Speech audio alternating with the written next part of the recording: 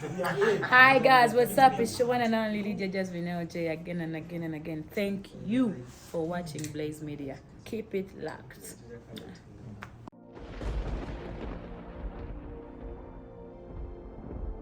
Singo kubeera omulungi mu industry y'Ekampala e Uganda ate nga ali mukakala ke akali nacho abamuyita Lydia Jazmine atetaga new introduction ya amaanyi bw'obulaba omanya bumanya olina star we Uganda. Jazmine, how are you? I'm okay. How are you, Mukwana? I'm okay dear. Wali kulabika bulungi. Alexima. Ekisinga oluma abantu abali eyo beebuuza omukyalo alabika obulungi bw'ate nabatulaga mwami olinda ki tulaga omwami ninda ki ng'akayimba kange omwami ajja kujja ssaawa ye. Twalowooza nti first born yoyo gugenda otwanjulira nti first born gwendeeta ajja kujja mu kaseera akatuufu katutukya kajja emyaka ndowooza nga toli mu asatu nga nkyali muto nnyo nanawe wala naye nkyali obudde bujja omanyi buli kimu kyetaaga ne kiba n'obudde bwakyo oluusi bwe tugatika ebintu bingi kyova olaba we end up failing. Njagala nnyo nenkola ekintu nenconcentrating ne wano ate abamu ku ffe twakulira mu families eziri broken kati twagala tukule n'abaana baffe, so you have to be very careful when you make that decision. That's what I know. Batugamba nti abayimbi abamu mulina abaana mulina abaami ne temwagala bbalaga because of some missions ze mubba nazo emabega. Simanyi sina mwana. How would I hide my kids? Nze njagala abaana wange muba mulina obanga mwamulaba dda naye nina abaana bange bempiirira bendabirira kana kamugana gwenzirako era abo be baana bange kuba bangi benina bendabirira. Waliwo nange I adopted omuwala bamuyita amata nina abaana bange. Twasimbe ku press conference we twali ku press conference awo ku Africana yayogera ku Febusi mukwano gwo bwe mwasoma wenne Matuga. Later netulaba olimba nga luzze. You guys had planned the song mwalikola over charge after the press conference? The press conference twali twarogeddeko we yabeererawo. Actually twali tumaze n'oluvoicinga naye twayagadde okola oluyimba naye nga bwe ngambye ebintu ebimu opulaninga nga nabyo byepulaninga, so twali tunafuna gap eyo. So recently nasanga Fefe nemuga naye ku birthday twali ku birthday nenga Fefe naye omanyi tetulinayo oluyimba fe ba oji ne ba obi. You know, we had a dream nga tuli mu ssomero twamaiminganga obuyimba buki kati tukimeke zirwa kitetukola luyimba, you know, netugamba mani tukola oluyimba kyajja bwe kito, so netugamba netukola mukola. Kati bwe twogera ku abantu bweyogera ku connections zoyina ng'omuyimbi ne future targets zotunuulidde ng'omu sofa otuuse olina abasajja ba Nigeria ab'amaanyi the connections you have otuuse wa n'ensonga eyo sofa? Ensonga eyo trying my best.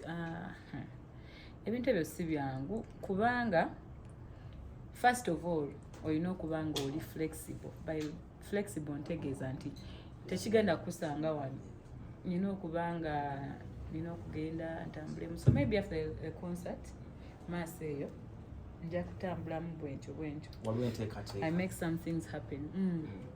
Kyekyaгаanye kubanga line fiki for Mike Juice wano nga twogera ku nsonga ze zimu ye n'atugamba nti bw'atajjuza cricket kitegeeza tasobola kugenda international bantu nga baagala abeere. Gwolooza akaseera ki Jazmine olina okubeerera ku international market eba wasuubira okuba target zituukaawo olina kumala kuba Africana oba? Not really. Come on now, right now kati nze kati wendi I don't need to first do a concert okufuna oluyimba ebweru. I mean tubaddewo emyaka gyonna we've worked for the brand. Definitely charity begins at home. Onosooka okugumiza ewaka, which I think I've done over the years. So even before nga sinnakola Africana nsobola ogifunira ezimu nazifuna gyeziri. But abantu bano baagala nnyo okulaba olina obba n'ebintu ebikubackinga up ebyenjawulo ebikimakinga simpler for you. Tolina ku explaininga nnyo nga wako bagamba you believe by seeing. Omuga nti kwati wano you know nolaba kino nalaba kina omuntu ono yes kuba abantu abamu baagala justification eyo ti omuyimbi gwe ngenda okukola naye tagenda ate naye kummenya. ewakaali kiriya okay, so abamu bamisinga step eyo ndoza kyali agezaako okugamba olina okusooka okuggumiza ewaka no buli kimu kiba ne time era nakyogerako ne press conference nga over the years kyetwadde tukola wano kati now we are good to go. Lwaki wetuka mu concert wetusinga okwetaaga abayimbi nabo twetaaga lwaki time eri nga temunajja mu time ya concert connection yamwe ne ba media personality bantu no yakunoonya kawuzi? I think I'm an exception of that. Oba wajja press conference yange wakiraba era saagala nkyeyogerera ekyo wakiwulira mu media bagamba apart from other artists Lydia agezaako okola ki kolagana. I don't think wayondabyeko nga I'm exchanging with any bloggers ate nga many of them have attacked me as I believe in kolagana wamu. I try as much era nze ndooza nze omu ku bayimbi abalina emikwano mu media mu batono. Maybe of course media muli bangi ate kati buli muntu wa media TikTok bwe yajja buli omuki unamawulire you cannot know everyone naye benfunye omukisa okumitinga n'okola nabo they will tell you. So I think artists and media need each other. Singa tukolagana wamu ffenna kiba kyakabi nnyo ate nammwe tubasaba mu spreading ku mawulire agali positive. Okitegeera don't wait for Lydia Jazmine's nudes to blow her. Labanga feelings Africa nebere headline ennene. Okitegeera so I think obuzibu abayimbi bwe balina nammwe bwebo bakitwala so personal when you attack them. Of course you have to be attacked kubanga oli mu limelight. I know that naye weighing kano kabeere wano kano kabeere wana akali positive more positivity. Nze ndowooza singa tukolagana bwe tutyo ate era ziri industry byebimu kubitulemesezza ffe kyekimu okutuuka bali abantu bakolagana wamu ekigendo labisa industry yabwe tebakiseeringa nnyo wabweru because ogenda kiteeka ku Google oli bwana Google nga kyasooka olaba era ndowooza ne nkwata singa Lydia Jazmine ajja kusooka kulaba nudes Jazmine enkwatagana senga zirina kyova olaba naye is a problem kyova ngambye abayimbi bamanye nti twetaaga media n'abayimbi kwetaaga abayimbi bannaabwe kwegamba unity kolagana wamu ffenna tukyakirakingamu naye nga nze ndowooza tugenda tukipolishinga bwe ndaba emabega. We are trying now. We are trying.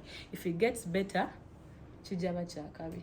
Tunatera okutuuka ku show yo couple of days okutuuka ku show yo abayimbi abakuyambyeko ba standings in right now bali olinawo bamanya abageza kupushingira ku show oba bakikolekedde abasinga? No bambi ate bangi ne bembadde sisuubira waliwo akweza n'ogamba wow kati nga omukyala omukulu Iryn Namubiru alina France ali Paris so she called me, she texts me, we talk and weyampereza akagundi ako nagamba wow okitegeera ye muntu gwendwawo n'okulaba n'okujjadde mukwano gwange n'okuwuliza. She's a family woman and she's someone gwe nakula ndaba nga neegomba oba obuyimba bwe twamayimbinganga obuyimba bwe nti right now akolera nze drop you know and she's like I wish I was home senga nze nsooka nayo ku concert you know so nze kati nze abo be embracing abazze ababaddewo sifayo nti gundi tabaddewo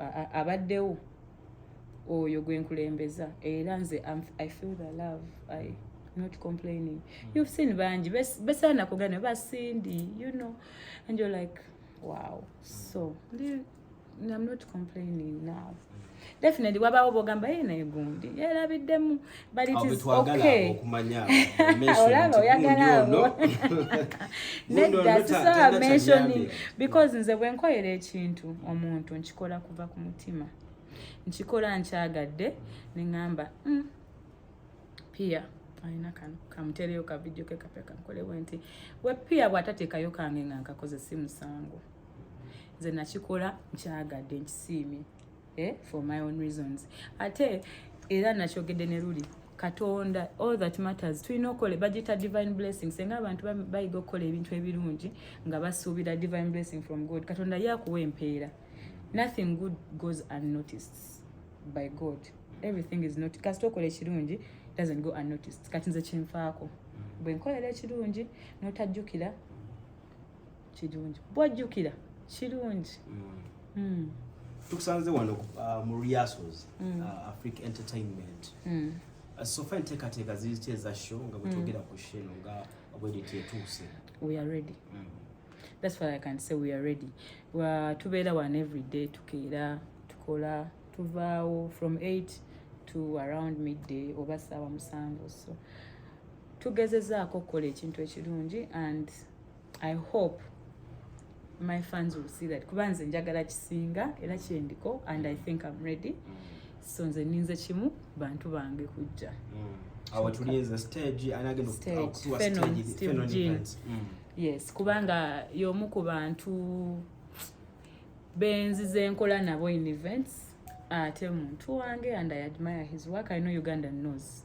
Fenon is class apart. So ekintu kyange njagala kibeere class apart. Tumanye ebyange njagala birungi. So just come. African first match. Njagala nkolewo ekyenjawulo. Njagala ngende ku stage nga bukyali. Don't come olowooze nti no. Sijja kusuusa ssaawa 3 nga siri ku stage. 2 ku 3 era mukeere. Kuba bingi byenjagala tukole. Ate era bingi surprises nyingi.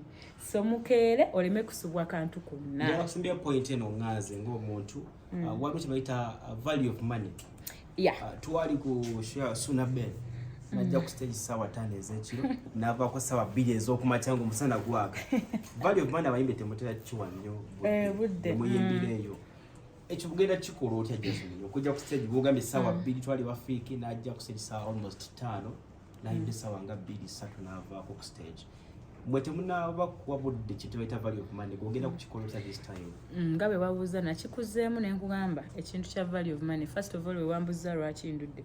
Reasons ndudde okukola concert ngikoze kati kuba njagala ofune value of money. Ojja olaba esho ng'akasente ko ogamye walayo akasente kange kavuddeyo omwana akubye shayi n'ennyimba ziwera zaakabi.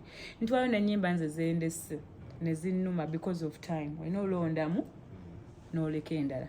Ekyokubiri nkugambye ngenda ku stage ssaawa mmeka? 2:30. Kati abantu bakeere oluusi n'abantu bajja leeti. Abannayuganda kati olinda omuntu atuuka awere ataakuswaze ng'ozze ku stage. Ate nga bajja naye bakeere wamu. Wesanga nti lugogo abantu bajjula ku ssaawa nga 3 mukimanyi kunnya. So omuyimbi aba alinda ate naddala VIP ebeera mu maaso. VIP obutebe buba empty. Balina okukola ki kati mukeere bambi.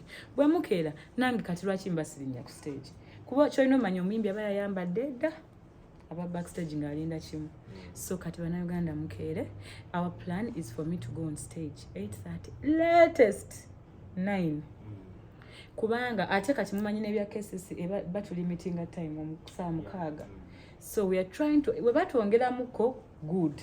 Webatwongeramuko we want to make sure nti temumisinze nti byonna bye tuplaninze tubikoze mu eyo period.